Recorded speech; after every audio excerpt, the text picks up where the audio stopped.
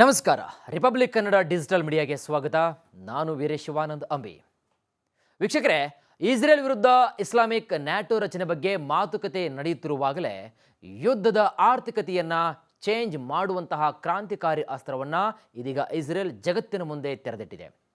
S ವೀಕ್ಷಕರೇ, iron beam ಎನ್ನುವಂತಹ laser ಅಸ್ತ್ರ ಈಗ ಇಡೀ ಜಗತ್ತಿನ ಗಮನವನ್ನು ಸೆಳೀತಾ ಇದೆ. ಹಾಗಾಗಿ ಲೇಸರ್ ಕಿರಣಗಳ ಮೂಲಕ ಶತ್ರುಗಳನ್ನು ಆಕಾಶದಲ್ಲೇ ಸುಟ್ಟು ಹಾಕುವಂತಹ ಭವಿಷ್ಯದ ಯುದ್ಧ ತಂತ್ರಕ್ಕೆ ಮುನ್ನುಡಿ ಬರೆದಿದೆ ಇಸ್ರೇಲ್. ಹಾಗಾದರೆ ಏನಿದು ಲೇಸರ್ ಅಸ್ತ್ರ? ಇಸ್ರೇಲ್ಗೆ ಇದು ಯಾಕೆ ಅಷ್ಟೊಂದು ಪ್ರಮುಖವಾಗಿದೆ? ಯಾವೆಲ್ಲ ದೇಶದ ಬಳಿ ಈ ಅಸ್ತ್ರ ಇದೆ? ಇದರ ಜೊತೆಗೆ ಭಾರತದ ಬಳಿ ಇಂತಹ ಅತ್ಯಾಧುನಿಕ ತಂತ್ರಜ್ಞಾನ ಇದೆಯಾ ಎಂಬುದರ ಬಗ್ಗೆ ಇವತ್ತಿನ ಈ ವಿಡಿಯೋದಲ್ಲಿ ಕಂಪ್ಲೀಟ್ ಆಗಿ ನೋಡ್ತಾ ಹೋಗೋಣ. ವೀಕ್ಷಕರೇ, ಈ ಹಿಂದೆ 2023 ಅಕ್ಟೋಬರ್ 7ರಂದು ಸಾವಿರಾರು ರಾಕೆಟ್ಗಳು ಇಸ್ರೇಲ್ ನೆಲಕ್ಕೆ ಬಂದು ಅಪ್ಪಳಿಸುತ್ತೆ. ಆಗ ಜಗತ್ತಿನ ಅತ್ಯಂತ ಶಕ್ತಿಶಾಲಿ ಎನ್ನಲಾಗಿದ್ದಂತಹ ಐರನ್ ಡೋಮ್ ರಕ್ಷಣಾ ವ್ಯವಸ್ಥೆಯ ಬಗ್ಗೆ ಸಾಕಷ್ಟು ಸದ್ದು ಮಾಡಿತ್ತು ಅಂದಿನ ಕಾಲಘಟ್ಟದಲ್ಲಿ. ಹಾಗಾಗಿ ಈ ಐರನ್ ಡೋಮ್ ಏರ್ ಡಿಫೆನ್ಸ್ ಸಿಸ್ಟಮ್ಗೆ ಜಗತ್ತಿನಾದ್ಯಂತ ಖ್ಯಾತಿ ಗಳಿಸಿರುವಂತಹ ಇದೀಗ ಇಸ್ರೇಲ್ ಈಗ ತನ್ನ ರಕ್ಷಣಾ ಕವಚಕ್ಕೆ ಐರನ್ ಬೀಮ್ ಎಂಬಂತಹ ಹೊಸ ಬ್ರಹ್ಮಾಸ್ತ್ರವನ್ನು ಸೇರಿಸಿಕೊಂಡಿದೆ. ಇದು ಅತ್ಯಾಧುನಿಕ ಲೇಸರ್ ಆಧಾರಿತ ಸೆಕ್ಯುರಿಟಿ ಸಿಸ್ಟಮ್ ಆಗಿದ್ದು ಇಸ್ರೇಲ್ನ ಕೋಟೆಗೆ ಮತ್ತಷ್ಟು ಆನೆ ಬಲ ಬಂದಂತಾಗಿದೆ. ಜಗತ್ತಿನ ಮೊದಲ ಹೈ ಪವರ್ ಲೇಸರ್ ರಕ್ಷಣಾ ವ್ಯವಸ್ಥೆ ಇದಾಗಿದ್ದು ಕಾರ್ಯಾಚರಣೆಯನ್ನು ನಡೆಸಲು ರೆಡಿಯಾಗಿ ನಿಂತಿದೆ ಇಸ್ರೇಲ್. ಇನ್ನು ಇಸ್ರೇಲ್ನಲ್ಲಿರುವಂತಹ ಐರನ್ ಬೀಮ್ ನೋಡಿ ಸುತ್ತ ಇರತಕ್ಕಂತಹ ಮುಸ್ಲಿಂ ರಾಷ್ಟ್ರಗಳು ಶಾಕ್ ಆಗಿದ್ದು ತಂಡ ಹೊಡಿತಾ ಇದ್ದಾವೆ, ಪತ್ರಗುಟ್ಟಿ ಹೋಗ್ತಾ ಇದ್ದಾವೆ. ಯಾಕಂದರೆ ಸಾಂಪ್ರದಾಯಿಕ ಐರನ್ ಡೋಮ್ ಸಿಸ್ಟಮ್ ಶತ್ರುಗಳ ರಾಕೆಟನ್ನು ಹೊಡೆದುರುಳಿಸಲು ದುಬಾರಿ ಮಿಸೈಲ್ಗಳನ್ನು ಬಳಸುತ್ತೆ. ಆದರೆ ಐರನ್ ಬೀಮ್ ಮಾತ್ರ ಹಾಗಲ್ವೇ ಅಲ್ಲ. ಯಾಕಂದರೆ ಐರನ್ ಬೀಮ್ ಇದು ಕಣ್ಣಿಗೆ ಕಾಣದ ಪ್ರಬಲ ಲೇಸರ್ ಕಿರಣಗಳನ್ನು ಬಳಸಿ ಆಕಾಶದಲ್ಲಿ ಯಾವುದೇ ಮೂಲೆಯಿಂದ ಹಾರಿ ಬರ್ತಕ್ಕಂತಹ ಶತ್ರುಗಳ ರಾಕೆಟ್ಗಳು, ಡ್ರೋನ್ಗಳು, ಮೋಟಾರ್ ಶೆಲ್ಗಳು ಮತ್ತು ಸ್ಮಾಲ್ ರೇಂಜ್ ಕ್ಷಿಪಣಿಗಳನ್ನು ಕೆಲವೇ ಸೆಕೆಂಡ್ಗಳಲ್ಲಿ ಕಣ್ಮುಚ್ಚಿ ಬಿಡುವಷ್ಟರಲ್ಲೇ ಸಂಪೂರ್ಣವಾಗಿ ಭಸ್ಮ ಮಾಡಿಬಿಡುತ್ತೆ. ಹಾಗಾದರೆ ಈ ಐರನ್ ಬೀಮ್ ಮತ್ತು ಐರನ್ ಡೋಮ್ ನಡುವಿನ ವ್ಯತ್ಯಾಸವೇನು? ನಿಮಗೆ ಗೊತ್ತಿರಲಿ, ಐರನ್ ಬೀಮ್ ಮತ್ತು ಐರನ್ ಡೋಮ್ ನಡುವಿನ ವ್ಯತ್ಯಾಸಗಳು. ಯಾಕಂತಂದರೆ ಸದ್ಯಕ್ಕೆ ಸಾಕಷ್ಟು ಒಂದು ಹೆಸರು ಮಾಡಿರ್ತಕ್ಕಂಥ, ಸಾಕಷ್ಟು ಸುದ್ದಿಯಲ್ಲಿರ್ತಕ್ಕಂತಹ ಪ್ರಮುಖ ಎರಡು ಅಸ್ತ್ರಗಳು ಈ ಐರನ್ ಬೀಮ್ ಮತ್ತು ಐರನ್ ಡೋಮ್. ಹಾಗಾದರೆ ಏನಿದು ಎರಡರ ನಡುವಿನ ವ್ಯತ್ಯಾಸ ಅಂತಂದರೆ, ವೀಕ್ಷಕರೇ, ಐರನ್ ಬೀಮ್ನ ಅತ್ಯಂತ ದೊಡ್ಡ ಮತ್ತು ಕ್ರಾಂತಿಕಾರಿ ಅಂಶ ಏನಪ್ಪ ಅಂದರೆ ಅದರ ವೆಚ್ಚ. ಯಾಕಂದರೆ ಐರನ್ ಡೋಮ್ನ ಒಂದು ಕ್ಷಿಪಣಿಯ ಬೆಲೆ ಸುಮಾರು $40,000ದಿಂದ $60,000, ಅಂದರೆ ಸುಮಾರು 33ರಿಂದ 50 ಲಕ್ಷ ರೂಪಾಯಿ ಇದಕ್ಕೆ ತಗಲುತ್ತೆ ವೆಚ್ಚವಾಗಿ. ಹಮಾಸ್ನಂತಹ ಸಂಘಟನೆಗಳು ಕಡಿಮೆ ಬೆಲೆಯ ಸಾವಿರಾರು ರಾಕೆಟ್ಗಳನ್ನು ಉಡಾಯಿಸಿದಾಗ ಅವುಗಳನ್ನು ತಡೆಯೋಕೆ ಇಸ್ರೇಲ್ ಕೋಟ್ಯಾಂತರ ಡಾಲರನ್ನು ಖರ್ಚು ಮಾಡಬೇಕಾಯಿತು. ಜೊತೆಗೆ ಇದು ಆರ್ಥಿಕವಾಗಿ ಇಸ್ರೇಲ್ಗೆ ದೊಡ್ಡ ಹೊರೆಯಾಗಿತ್ತು, ದೊಡ್ಡ ಏಟು ಬಿತ್ತುವುದು ಆರ್ಥಿಕ ಪರಿಸ್ಥಿತಿಗೆ. ಆದರೆ ಐರನ್ ಬೀಮ್ ಈ ಲೆಕ್ಕಾಚಾರವನ್ನೇ ಇದೀಗ ಉಲ್ಟಾ ಮಾಡಿದೆ, ಬುಡಮೇಲು ಮಾಡಿದೆ ಅಂತಲೇ ಹೇಳ್ಬೋದು. ಯಾಕಂದರೆ ಈ ಐರನ್ ಬೀಮ್ನ ಒಂದು ಲೇಸರ್ ಶಾಟ್ಗೆ, ಒಂದೇ ಒಂದು ಲೇಸರ್ ಶಾಟ್ಗೆ ತಗುಲುವಂತಹ ವೆಚ್ಚ ನೀವು ನಂಬಲಿಕ್ಕಿಲ್ಲ, ಕೇವಲ $2ರಿಂದ $3 ಅಂದರೆ 160ರಿಂದ 250 ರೂಪಾಯಿ ಈ ಮೌಲ್ಯದ ವಿದ್ಯುತ್ ಮಾತ್ರ ಇದಕ್ಕೆ ಬೇಕಾಗುತ್ತೆ. ಅಂದರೆ ಇದಕ್ಕೆ ತಗಲ್ತಕ್ಕಂತಹ ವೆಚ್ಚ. ಅಂದರೆ ಶತ್ರುಗಳು ಸಾವಿರಾರು ಡಾಲರನ್ನು ಖರ್ಚು ಮಾಡಿ ಉಡಾಯಿಸುವಂತಹ ರಾಕೆಟನ್ನು ಇಸ್ರೇಲ್ ಚಿಟಿಕೆ ಹೊಡೆಯೋದರಲ್ಲಿ ಸರ್ವನಾಶ ಮಾಡಿಬಿಡುತ್ತೆ. ಹಾಗಾಗಿ ಶತ್ರು ರಾಷ್ಟ್ರಗಳು ಕೂಡ ಲಕ್ಷಾಂತರ ರೂಪಾಯಿ ಖರ್ಚು ಮಾಡಿ ದಾಳಿಯನ್ನು ಮಾಡಿದರೆ, ಇಲ್ಲಿ ಇಸ್ರೇಲ್ ಮಾತ್ರ ಯಾವುದೇ ಖರ್ಚಿಲ್ಲದೆ ಅತಿ ಕಡಿಮೆ ಖರ್ಚಿನಲ್ಲಿ ಹೊಡೆದುರುಳಿಸುವಂತಹ ಒಂದು ರಕ್ಷಣಾ ವ್ಯವಸ್ಥೆಯನ್ನು ಹೊಂದಿದೆ. ಇನ್ನಿದರಲ್ಲಿ ಯಾವುದೇ ಅನುಮಾನ ಇಲ್ಲ, ಯಾಕಂದರೆ ಬೆಳಕಿನಷ್ಟು ವೇಗವನ್ನು ಪಡೆದುಕೊಂಡಿದೆ ಈ ಒಂದು ರಕ್ಷಣಾ ವ್ಯವಸ್ಥೆ. ಹಾಗಾದರೆ ವೀಕ್ಷಕರೇ, ಬೆಳಕಿನಷ್ಟೇ ವೇಗ ಅಂತ ಹೇಳಲಾಗ್ತಾ ಇದೆ ಈ ಐರನ್ ಬೀಮ್. ಹಾಗಾದರೆ ಅಂದರೆ ಬೆಳಕಿನಂತನೂ ಶಾರ್ಪ್ ಆಗಿದೆಯಾ ಅಥವಾ ಬೆಳಕಿನಷ್ಟೇ ವೇಗ ಇದೆಯಾ? ಅಂದರೆ ಯಾವ ರೀತಿಯಾಗಿ ಇದರ ಒಂದು ಸ್ಪೀಡ್, ಇದರ ಒಂದು ವೇಗ ಇದೆ ಅಂತ ನಾವು ನೋಡಿದಾಗ, ಈ ಐರನ್ ಬೀಮ್ ಲೇಸರ್ ತಂತ್ರಜ್ಞಾನವನ್ನು ಇಸ್ರೇಲ್ನ ರಕ್ಷಣಾ ಸಚಿವಾಲಯದ ಸಂಶೋಧನೆ ಮತ್ತು ಅಭಿವೃದ್ಧಿ ಘಟಕ ರಾಫೆಲ್ ಅಡ್ವಾನ್ಸ್ಡ್ ಡಿಫೆನ್ಸ್ ಸಿಸ್ಟಮ್ ಮತ್ತು ಎಲ್ವಿಟ್ ಸಿಸ್ಟಮ್ನಂತಹ ದೊಡ್ಡ ಪ್ರಮಾಣದಂತಹ ಸಂಸ್ಥೆಗಳು ಜಂಟಿಯಾಗಿ ಸೇರಿಕೊಂಡು ಅಭಿವೃದ್ಧಿಯನ್ನು ಪಡಿಸಿರ್ತಕ್ಕಂತಹ ಒಂದು ಮಿಸೈಲ್ ವೆಪನ್ ಅಂತಲೇ ಹೇಳ್ಬೋದು. ಈ ಐರನ್ ಬೀಮ್ 100 ಕಿಲೋವ್ಯಾಟ್ ಶಕ್ತಿಶಾಲಿ ಲೇಸರನ್ನು ಬಳಸಿಕೊಂಡು ಐರನ್ ಬೀಮ್ ಸುಮಾರು 10 ಕಿಲೋಮೀಟರ್ ವ್ಯಾಪ್ತಿಯೊಳಗಡೆ ಬರುವಂತಹ ಶತ್ರುಗಳ ಮಿಸೈಲ್ಗಳನ್ನು, ಡ್ರೋನ್ಗಳನ್ನು, ಕ್ಷಿಪಣಿಗಳನ್ನು ಟಾರ್ಗೆಟ್ ಮಾಡಿ ಕೆಲವೇ ಸೆಕೆಂಡ್ಗಳಲ್ಲಿ ನಾಶಪಡಿಸುತ್ತೆ. ಇನ್ನು ಲೇಸರ್ ಕಿರಣಗಳು ಬೆಳಕಿನ ವೇಗದಲ್ಲಿ ಚಲಿಸ್ತಾ ಇರುವುದರಿಂದ ಟಾರ್ಗೆಟನ್ನು ಗುರುತಿಸಿದ ಮರುಕ್ಷಣವೇ ಅದನ್ನು ತಲುಪಿ ಕ್ಷಣಾರ್ಧದಲ್ಲಿ ಫ್ರ್ಯಾಕ್ಷನ್ ಆಫ್ ಸೆಕೆಂಡಲ್ಲಿ ನಾಶಪಡಿಸುತ್ತೆ. ಇನ್ನು ಇಲ್ಲಿ ಶತ್ರುಗಳಿಗೆ ಫೀಡ್ಬ್ಯಾಕ್ ಕೊಡಲಿಕ್ಕೆ, ಅಂದರೆ ಪ್ರತಿಕ್ರಿಯೆಯನ್ನು ಕೊಡೋಕ್ಕೆ ಒಂಚೂರು ಕೂಡ ಫ್ರ್ಯಾಕ್ಷನ್ ಅಲ್ಲ, ಒಂದು ಸೆಕೆಂಡ್ ಕೂಡ ಅವರಿಗೆ ಟೈಮ್ ಇರಲ್ಲ. ಆ ಕ್ಷಣದಲ್ಲಿ ಹೊಡೆದುರುಳಿಸುತ್ತೆ ಇದು. ಇನ್ನು ದಕ್ಷಿಣ ಇಸ್ರೇಲ್ನಲ್ಲಿ ರಾಕೆಟ್ಗಳು, ಮೋಟಾರ್ಗಳು ಮತ್ತು UAVಗಳ ವಿರುದ್ಧ ನಡೆದಂತಹ ಯಶಸ್ವಿ ಪರೀಕ್ಷೆಗಳ ನಂತರ ಇದೀಗ ಈ ಐರನ್ ಬೀಮನ್ನು ಸಂಪೂರ್ಣವಾಗಿ ಆಪರೇಷನ್ಗೆ ಸಕಲ ರೀತಿಯಾಗಿ ಸಿದ್ಧ ಮಾಡಿಕೊಳ್ಳಲಾಗ್ತಾ ಇದೆ ಅಂತಕ್ಕಂತಹ ಮಾಹಿತಿ ಕೂಡ ಇದೆ. ಈ ವರ್ಷದ ಅಂತ್ಯದೊಳಗೆ ಇಸ್ರೇಲ್ ದೇಶವು ತನ್ನ ರಕ್ಷಣಾ ಪಡೆಗೆ ಐರನ್ ಬೀಮನ್ನು ಸೇರಿಸಿಕೊಳ್ಳಲಿದ್ದು ಶತ್ರುಗಳ ಎದೆಯಲ್ಲಿ ಇದೀಗ ನಡುಕ ಹುಟ್ಟಿದೆ. ಡವಡವ ಅಂತ ನಡುಗ್ತಾ ಇದ್ದಾರೆ. ಇದಕ್ಕೆ ಹಿಬ್ರೂ ಭಾಷೆಯಲ್ಲಿ ಓರ್ ಐತಾನ್ ಅಥವಾ ಬಲಿಷ್ಠ ಬೆಳಕು ಅಂತ ಹೆಸರನ್ನು ಇಡಲಾಗಿದೆ. ಇನ್ನು ಹಿಬ್ರೂ ಭಾಷೆಯಲ್ಲಿ ಓರ್ ಐತಾನ್ ಅಥವಾ ಇದನ್ನು ಕನ್ನಡದಲ್ಲಿ ಬಲಿಷ್ಠ ಬೆಳಕು ಎಂಬ ಹೆಸರನ್ನು ಈ ಬೀಮ್ಗೆ ಇಡಲಾಗಿದೆ.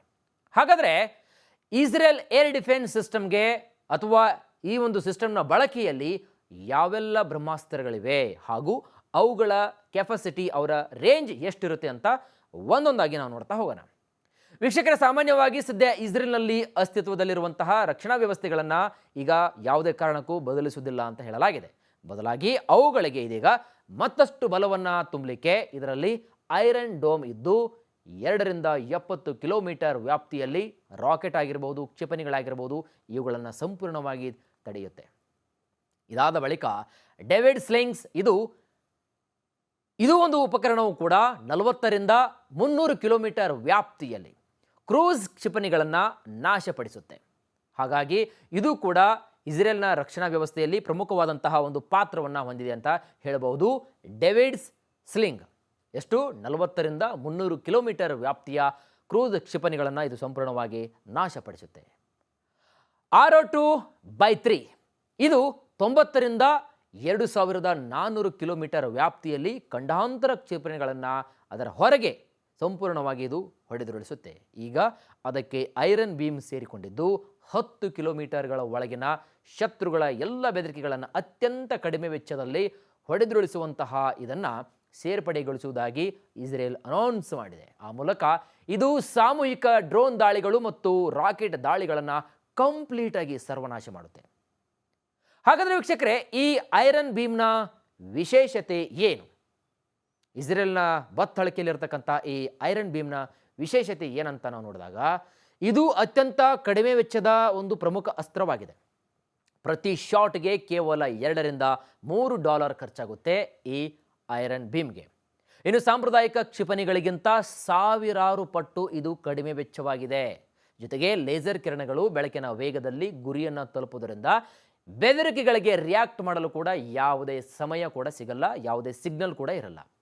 ಇನ್ನು ವಿದ್ಯುತ್ತನ್ನು ಬಳಸಿದಂತೆ ಈ ಐರನ್ ಬೀಮನ್ನು ನಿರಂತರವಾಗಿ ನಾವು ಕಾರ್ಯವನ್ನು ನಿರ್ವಹಿಸಬಹುದು. ಹೇಗೆ ಇದಕ್ಕೆ ನಾವು ವಿದ್ಯುತ್ತನ್ನು ನಾವು ಸರಾಗವಾಗಿ ಟ್ರಾನ್ಸ್ಫರ್ ಮಾಡ್ತಾ ಇರ್ತೀವೋ ಅಲ್ಲಿವರೆಗೂ ಕೂಡ ಇದು ತನ್ನ ಕಾರ್ಯವ್ಯಾಪ್ತಿಯಲ್ಲಿ ಅದು ತನ್ನ ಕೆಲಸವನ್ನು ಮಾಡ್ತಾ ಇರುತ್ತೆ ಐರನ್ ಬೀಮ್.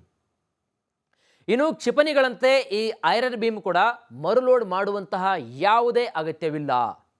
ಪದೇ ಪದೇ ಇದನ್ನು ಲೋಡ್ ಮಾಡಬೇಕಂತಕ್ಕಂತಹ ಸಮಸ್ಯೆನೇ ಇರೋದಿಲ್ಲ. ಟಾರ್ಗೆಟನ್ನು ಬಿಟ್ಟು ಬೇರೆ ಕಡೆಗೆ ಇದು ಯಾವುದೇ ರೀತಿಯಾದಂತಹ ಹಾನಿ ಮಾಡಲ್ಲ. ನೇರವಾಗಿ ಶತ್ರುಗಳ ಟಾರ್ಗೆಟನ್ನು ಅದು ಫಿಕ್ಸ್ ಮಾಡಿಕೊಂಡು ಟಾರ್ಗೆಟ್ ಮಾಡಿಕೊಂಡು ಯಾವ ಸ್ಥಳದಲ್ಲಿ ಅದು ಫೈರ್ ಆಗಬೇಕು, ಡೆಸ್ಟ್ರಾಯ್ ಆಗಬೇಕಂತಕ್ಕಂತಹ ಆ ಒಂದು ರೂಟ್ ಮಾರ್ಚ್ ಇದೆಯಲ್ಲ, ಅದೇ ಟಾರ್ಗೆಟಿಗೆ ಹೋಗಿ ಇದು ತನ್ನ ಒಂದು ಕೆಲಸವನ್ನು ಮಾಡುತ್ತೆ. ಸೊ ಹಾಗಾಗಿ ಇದು ಬಹಳಷ್ಟು ಪ್ರಖ್ಯಾತಿಯನ್ನು ಹೊಂದಿದೆ ಅಂತ ಹೇಳ್ಬೋದು. ಇನ್ನು ಐರನ್ ಡೋಮ್ನ ಭೂಮಿ, ಸಮುದ್ರ ಮತ್ತು ವಾಯು ನೆಲೆಗಳಲ್ಲಿ ಸ್ಥಾಪಿಸಬಹುದು. ಜೊತೆಗೆ ಇಲ್ಲಿ ಹಡಗುಗಳಾಗಿರಬಹುದು, ಸೇನಾ ವಾಹನಗಳ ಮೇಲೂ ಕೂಡ ಇದನ್ನು ಅಳವಡಿಸಬಹುದಾಗಿದೆ. ಜೊತೆಗೆ ಭಾರತದ ಬಳಿಯೂ ಕೂಡ ಇದರ ಒಂದು ಲೇಸರ್ ಅಸ್ತ್ರ ಇರಬಹುದು ಅಂತಕ್ಕಂತಹ ಮಾತುಗಳು ಕೂಡ ಕೇಳಿ ಬರ್ತಾ ಇದೆ. ಇರಲಿ, ಓಕೆ, ತನ್ನ ಸುತ್ತಮುತ್ತಲೆಲ್ಲ ಇರತಕ್ಕಂತಹ ರಾಷ್ಟ್ರಗಳಿಗೆ ಇದರ ಒಂದು ವ್ಯಾಪಕವಾಗಿ ಇದರ ಒಂದು ಮಹತ್ವ, ಇದರ ಒಂದು ಕೆಪಾಸಿಟಿ ಎಷ್ಟಿದೆ ಅಂತಕ್ಕಂಥದ್ದು ಈಗ ಆಲ್ರೆಡಿ ಸುತ್ತಮುತ್ತಲಿನ ರಾಷ್ಟ್ರಗಳಿಗೆ ಬಂದು ತಲುಪಿದೆ. ಹಾಗಾಗಿ ಇನ್ನು ಭಾರತದ ಬಳಿಯೂ ಕೂಡ ಲೇಸರ್ ಅಸ್ತ್ರ ಇದೆ ಅಂತಕ್ಕಂತಹ ಮಾಹಿತಿ ಏನಾದರೂ ಇದೆಯಾ ಅಂತ ವಿಚಾರಕ್ಕೆ ಸಂಬಂಧಪಟ್ಟಂತೆ ನಿಮಗೆ ಒಂದು ವಿಚಾರವನ್ನು ನಾವು ಹೇಳಲೇಬೇಕಾಗತ್ತೆ. ಯಾಕಂದರೆ ಇಸ್ರೇಲ್ನಂತೆ ಭಾರತವು ಕೂಡ ಲೇಸರ್ ಅಸ್ತ್ರವನ್ನು ಯಶಸ್ವಿಯಾಗಿ ಪರೀಕ್ಷೆ ಮಾಡಿದೆ. ಭಾರತದ ರಕ್ಷಣಾ ಸಂಶೋಧನೆ ಮತ್ತು ಅಭಿವೃದ್ಧಿ ಸಂಸ್ಥೆಯ 30 kilowatt laser directed energy weapon ವ್ಯವಸ್ಥೆಯನ್ನು ಕಂಡುಹಿಡಿದಿದೆ ಭಾರತ. ಡ್ರೋನ್ಗಳು, ಕ್ಷಿಪಣಿಗಳು, ವಿಮಾನಗಳು ಮತ್ತು ಡ್ರೋನ್ಗಳ ಸಮೂಹವನ್ನು ರಿಯಲ್ ಟೈಮ್ನಲ್ಲಿ ಹೊಡೆದುರುಳಿಸುವಂತಹ ಸಾಮರ್ಥ್ಯವನ್ನು ಹೊಂದಿದೆ. ಇನ್ನು ಈ ವ್ಯವಸ್ಥೆಯು 5 ಕಿಲೋಮೀಟರ್ ವ್ಯಾಪ್ತಿಯಲ್ಲಿರುವಂತಹ ಏರಿಯಲ್ ಟಾರ್ಗೆಟ್ಗಳನ್ನು, ಅಂದರೆ ಅಂತರಿಕ್ಷದಲ್ಲಿ ಏರಿಯಲ್ ಟಾರ್ಗೆಟ್ಗಳನ್ನು ಕೆಲವೇ ಸೆಕೆಂಡ್ಗಳಲ್ಲಿ ನಾಶಪಡಿಸುತ್ತೆ. ಈ ಲೇಸರ್ ವ್ಯವಸ್ಥೆಯು ಭಾರತದ ಸಮಗ್ರ ವಾಯು ರಕ್ಷಣಾ ಶಸ್ತ್ರಾಸ್ತ್ರ ವ್ಯವಸ್ಥೆಯ ಭಾಗವಾಗಿದ್ದು, ಇದು ಅತ್ಯಂತ ಕಡಿಮೆ ವೆಚ್ಚದಲ್ಲಿ ಇದು ನಿಖರವಾದಂತಹ ದಾಳಿ ನಡೆಸುವ ಸಾಮರ್ಥ್ಯವನ್ನು ಹೊಂದಿದೆ. ಅಂದರೆ ಆಲ್ಮೋಸ್ಟ್ ಇಸ್ರೇಲ್ನ ಐರನ್ ಭೀಮ್ನ ಸಾಮರ್ಥ್ಯದಷ್ಟೇ ಭಾರತದ ಲೇಸರ್ ಅಸ್ತ್ರ ಕೂಡ ಹೊಂದಿದೆ. ಅಂದರೆ ಇಸ್ರೇಲ್ನ ಐರನ್ ಒಂದು ಭೀಮ್ನಷ್ಟೇ, ಇಸ್ರೇಲ್ನ ಐರನ್ನ ಒಂದು ಬಲಾಢ್ಯವಾಗಿರ್ತಕ್ಕಂತಹ ಐರನ್ ಭೀಮ್ನ ಸಾಮರ್ಥ್ಯದಷ್ಟೇ ಭಾರತದ ಲೇಸರ್ಗಳು ಕೂಡ ತನ್ನ ಸಾಮರ್ಥ್ಯವನ್ನು ಹೊಂದಿವೆ ಅಂತ ಹೇಳಲಾಗಿದೆ. ಇನ್ನು ಭವಿಷ್ಯದಲ್ಲಿ 300 ಕಿಲೋವ್ಯಾಟ್ ಸಾಮರ್ಥ್ಯದ ಸೂರ್ಯ ಎಂಬ ಹೆಸರಿನ ವ್ಯವಸ್ಥೆಯನ್ನು ಅಭಿವೃದ್ಧಿಪಡಿಸುವ ಗುರಿಯನ್ನು ಈಗಾಗಲೇ DRDO ಹಮ್ಮಿಕೊಂಡಿದೆ. ಆ ಮೂಲಕ ಒಂದು ಪ್ರಾಜೆಕ್ಟ್, ಒಂದು ಪ್ಲ್ಯಾನನ್ನು ಹಮ್ಮಿಕೊಂಡಿದೆ ಅಂತಕ್ಕಂಥ ಮಾಹಿತಿ ಇದೆ. ಇದು ಸುಮಾರು 20 ಕಿಲೋಮೀಟರ್ ವ್ಯಾಪ್ತಿಯಲ್ಲಿ ಸೂಪರ್ಸಾನಿಕ್ ಕ್ಷಿಪಣಿಗಳನ್ನು ಮತ್ತು ಅತಿ ವೇಗದ ವಿಮಾನಗಳನ್ನು ನಿಷ್ಕ್ರಿಯಗೊಳಿಸುವಂತಹ ಸಾಮರ್ಥ್ಯವನ್ನು ಹೊಂದಿರಲಿದೆ. ಹಾಗಾದರೆ ಯಾವೆಲ್ಲ ದೇಶದಲ್ಲಿ ಈ ಲೇಸರ್ ಅಸ್ತ್ರಗಳಿವೆಯಾ? ಇಷ್ಟು ಸೌಂಡ್ ಮಾಡ್ತಕ್ಕಂತಹ ಅಸ್ತ್ರಗಳು ಅಥವಾ ಒಂದು ವೆಫನ್ಸ್ಗಳು ಅಥವಾ ಒಂದು ಶಸ್ತ್ರಾಸ್ತ್ರಗಳು ಹಾಗಾದರೆ ಬೇರೆ ದೇಶದಲ್ಲಿ ಇದೆಯಾ? ಅದರ ಬಗ್ಗೆಯೂ ಕೂಡ ನಾವು ನೋಡೋದಾದರೆ, ಇಸ್ರೇಲ್ನ ಐರನ್ ಭೀಮ್ ಹೊರತುಪಡಿಸಿ ಅಮೆರಿಕದ ಬಳಿ ವಾಲ್ಕಿರಿ ಮತ್ತು ಹೆಲ್ವಸ್ ಲೇಸರ್ ಅಸ್ತ್ರಗಳಿವೆ. ಇದರಲ್ಲಿ ಹೆಲ್ವಸ್ 60 ರಿಂದ 120 ಕಿಲೋವ್ಯಾಟ್ ಸಾಮರ್ಥ್ಯವನ್ನು ಹೊಂದಿದ್ದು ತನ್ನ ಕಾರ್ಯಾಚರಣೆಯಲ್ಲಿದೆ. ಇದರ ಜೊತೆಗೆ ವಾಲ್ಕಿರಿ ಇದೆಯಲ್ಲ, ಈ ಒಂದು ಶಸ್ತ್ರಾಸ್ತ್ರ 300 ಕಿಲೋವ್ಯಾಟ್ಗೂ ಕೂಡ ಹೆಚ್ಚಿನ ಸಾಮರ್ಥ್ಯ ಇದ್ದು ಇದರ ಪರೀಕ್ಷೆ ಇದೀಗ ನಡೀತಾ ಇದೆ ಅಮೆರಿಕದಲ್ಲಿ. ಇನ್ನು ಭಾರತದ ಬಳಿ 30 ಕಿಲೋವ್ಯಾಟ್ ಲೇಸರ್ ವ್ಯವಸ್ಥೆಯನ್ನು ಕೆಲವೇ ದಿನಗಳಲ್ಲಿ ರಕ್ಷಣಾ ವ್ಯವಸ್ಥೆಗೆ ಸೇರ್ಪಡೆ ಮಾಡಲಾಗುತ್ತೆ ಅಂತಕ್ಕಂಥ ಮಾಹಿತಿ ಕೂಡ ಇದೆ. ಜೊತೆಗೆ ದಕ್ಷಿಣ ಕೊರಿಯಾ ಚೋಂಗ್ವಾಂಗ್ ಎಂಬ ಲೇಸರ್ ಅಸ್ತ್ರವನ್ನು ದಕ್ಷಿಣ ಕೊರಿಯಾ ಹೊಂದಿದೆ. ಇದು 20 ಕಿಲೋವ್ಯಾಟ್ ಸಾಮರ್ಥ್ಯವನ್ನು ಹೊಂದಿದೆ. ಜೊತೆಗೆ ವಿದ್ಯುತ್ ಶಕ್ತಿಯನ್ನು ಬಳಸುವುದರಿಂದ ನಿರಂತರವಾಗಿ ಇದನ್ನು ಬಳಸಬಹುದಾಗಿದೆ. ಆದರೆ ಮೋಡ ಅಥವಾ ಪ್ರತಿಕೂಲ ಹವಾಮಾನದಲ್ಲಿ ಲೇಸರ್ಗಳ ಎಫೆಕ್ಟಿವ್ನೆಸ್ ಸ್ವಲ್ಪ ಕಡಿಮೆಯಾಗುವಂತಹ ಸಂಗತಿ ಇರೋದರಿಂದ ಕೆಲವು ಇತಿಮಿತಿಗಳಿರುತ್ತೆ. ಹಾಗಾಗಿ ಏರ್ ಡಿಫೆನ್ಸ್ ಸಿಸ್ಟಮ್ನ ಸಾಮರ್ಥ್ಯವನ್ನು ಗಣನೀಯವಾಗಿ ಇದು ಹೆಚ್ಚಿಸಲಿದೆ.